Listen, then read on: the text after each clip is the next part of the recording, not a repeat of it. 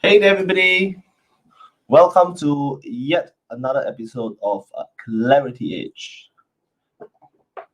where we help you achieve clarity through simplicity and helping you achieve profitability. My name is Vernon, and welcome to yet another episode of Clarity Edge. We do this program every Tuesday at 8 a.m., 8 p.m., right? Because we are helping everyone achieve some pro tips for their business development and growth. So, what will we be talking about today? Today, we'll be talking about gaining trust in business. Okay, how it works. All right, as with our new direction, we're gonna do it in a very short and bite-sized sessions. We will start by talking about what all businesses need, and we'll talk about trust and what is its antithesis, which means who is the enemy of trust, and we will share a little bit of pro tips on how you and I can leverage on this. Now, if you're tuning in for the first time, please do comment and say hi so that I know my voice is going through and I know that you can hear me. Again, if you are here for the first time as well, please do note we have a YouTube channel and a private Facebook group that you can like, you can share, you can join so that you can get more content from me as I continue to talk about things that interest me throughout the week and throughout the months. Okay? Now here we go. Let's talk about what all businesses need. Now, what is this magical thing that all businesses need? Now,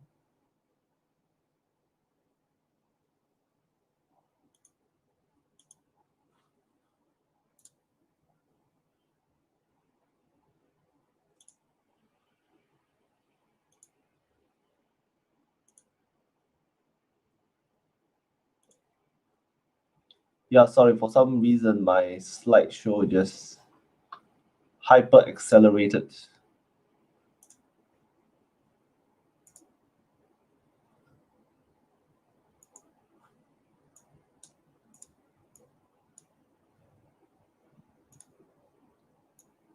Let me just get it set up again.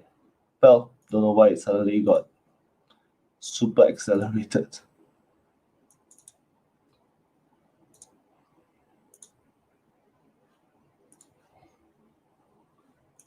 Yeah, all right. Okay, so we're back in action. So what is this magical thing that all businesses need? Dun, dun, dun. Right?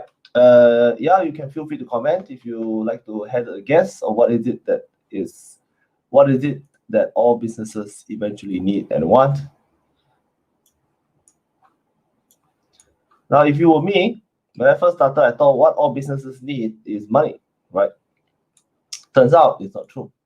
There's something that businesses need more than money. Okay, let's find out what it is. Now, for businesses, if you first you have to understand what is the nature of business. A business is a collection of habits and agreements around people and systems that produces synergized value creation.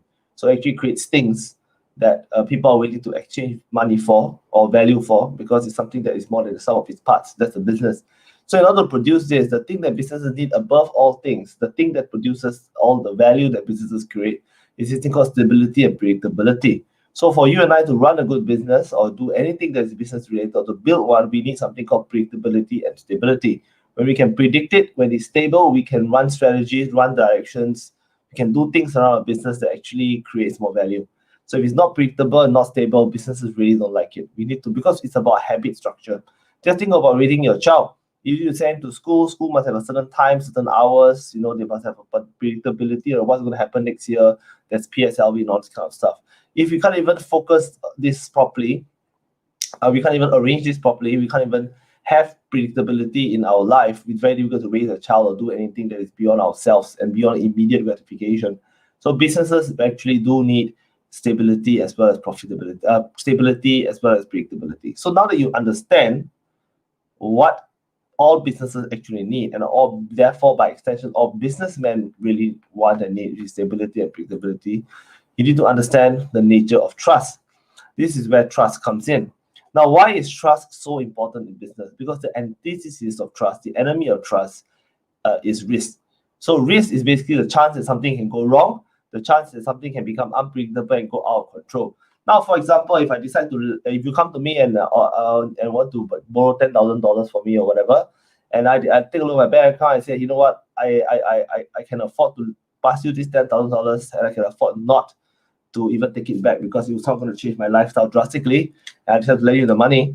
Now, I have already factored in the risk that you will not pay, right? So I decided that I can bear that risk and I can pass it on to you. So that is a concept of predictability and stability. That means I have factored in people not paying me back.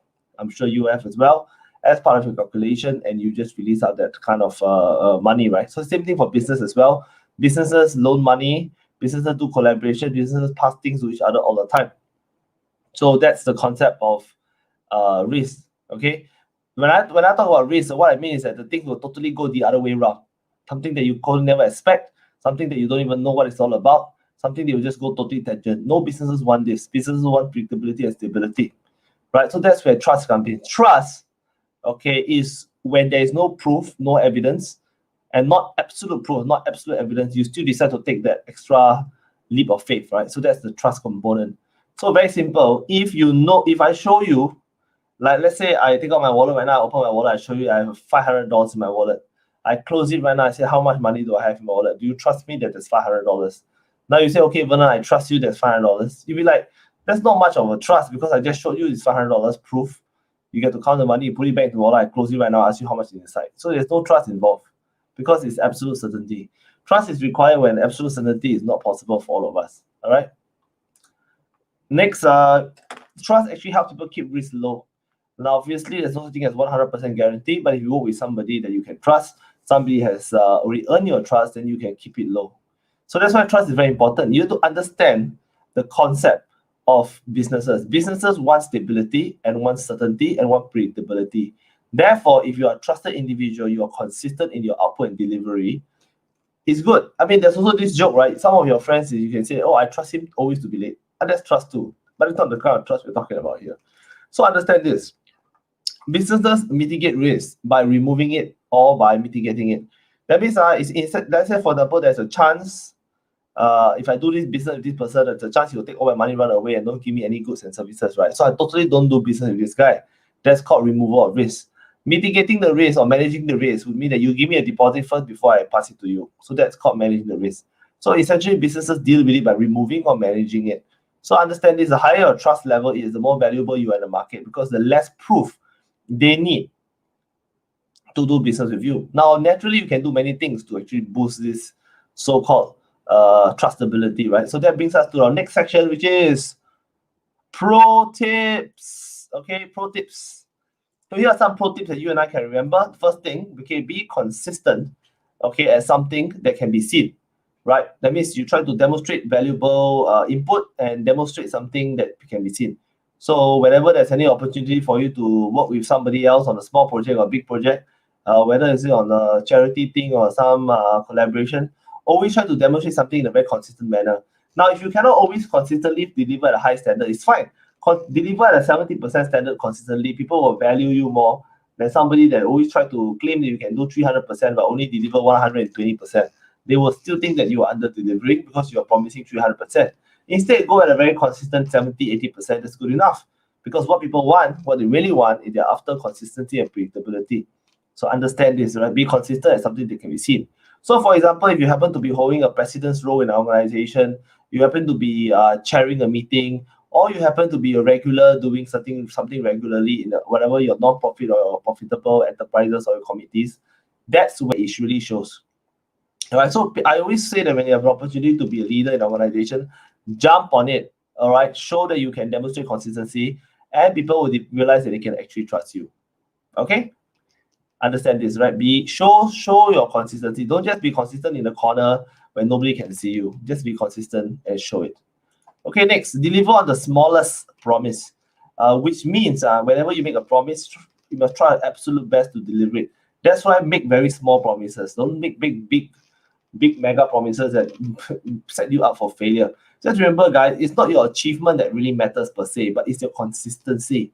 So if you set very consistent small goals with people and you keep delivering on the small goals, people can follow, at least benchmark you at that level and then trust you and depend on you at that level. All right, so deliver on the smallest promise. Okay, next. Don't agree to things easily. I've seen this happen to many people, actually erode the trust that people have in them because they agree to a million things, say yes to everything, and then eventually not be able to deliver on the majority of them. So these are the challenges that people face, all right, regarding development and trust. So I wrap up again. Pro tips as a business guy, you want to develop trust with people. Okay, it's not about being good, very howly, and very show off or talk very big. This doesn't really help you develop trust because it creates a lot of gap between your deliverables and what you're talking about. And it's very hard to believe, and it makes people very skeptical. People don't trust you because they think that you can't deliver what you're claiming to deliver. So first, be consistent at something that can be seen. Don't be consistent in something in the corner. Don't do things at the side or don't do things in a very small way. Do something that people can see. Right? It can be exercise, it can be fitness, it can be excellence in a particular sport, it can be running a non-profit organization or sitting on a committee somewhere. Next, deliver on the smallest promise. Linking to the third one, don't agree to things easily. Right? Just because it's easy to do, it's also easy not to do. So understand this, because every time you fail to deliver, you're adding to the inability for people to trust you because of the profitability. Because of the predictability of people's need for predictability and stability. All right, so that's our section here, how to gain trust. How to gain trust. Basically, deliver on the smaller things and always be consistent in something that people can see, and they will build the base trust. And the enemy of trust is risk, because all businessmen are looking for stability and predictability. All right, thank you all very much for tuning in today. Yet another session at 12TH. Tune in again next week for another insight sharing on things that will help you and I achieve clarity, true simplicity, and ultimately profitability. See you next week, clarity seekers.